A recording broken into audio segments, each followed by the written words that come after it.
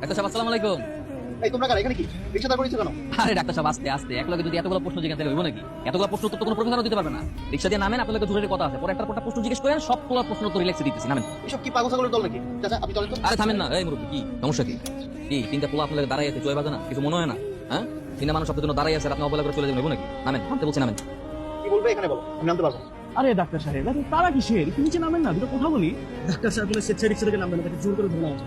এটা আমার ব্যবস্থা করতো।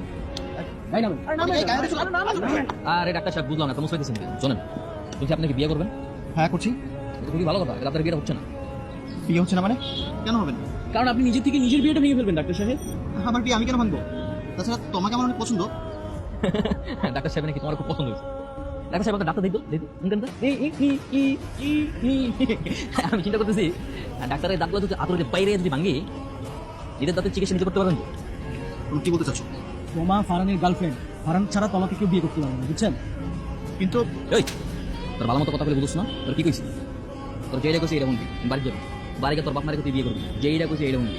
আতরে বাইরে এখন সমস্ত দাঁত ভাঙা, বুঝছ নাই? যা দাঁড়া দাঁড়া রে, দাঁড়া তো ঠিক করে দিই, এই সব ঠিক করে দে, হাস হাস হাস না, হাস, যা উঠ, যা যা। আসসালামু আলাইকুম। না, এসব উশৃঙ্খল ছেলেপেলের বিরুদ্ধে গিয়ে তোমাকে বিয়ে করাটা আমার উচিত হবে না। আমি বরং বিয়েটা ক্যান্সেল করে দিই।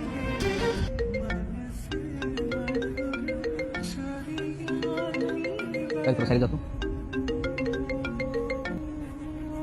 কি করছো তুমি? কি করি সেটা তোমার বলবো কেন? আমাকে কেন বলবে? কারণ তোমাকে পুলিশ খুঁজছে, তোমাকে পেলে একদম সোজা থানায় নিয়ে যাবে। আসলে তো পুলিশ আমার খুঁজবে কেন? কারণ একজন ডাক্তারকে তুমি মেরেছো, বিয়ে না করার হুমকি দিয়েছো, তারপরও বলছো যে কেন পুলিশ খুঁজবে?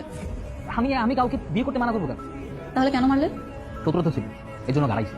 কি শত্রুতা শুনি? আমার ফ্রেন্ড হাতিব আছে না, হাতিবের কাজিনের দাঁতের চিকিৎসা করতে গিয়ে নষ্ট করে ফেলছে, ঝামেলা হয়েছে, পরে গাড়াই দিয়েছে।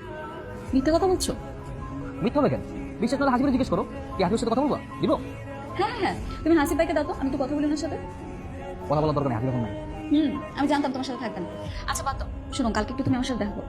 তোমার সঙ্গে আমি দেখা করবো কেন? নেই পারে। কালকে 10টায় পার্কের সামনে আমি অপেক্ষা করবো, মনে থাকে দেখো।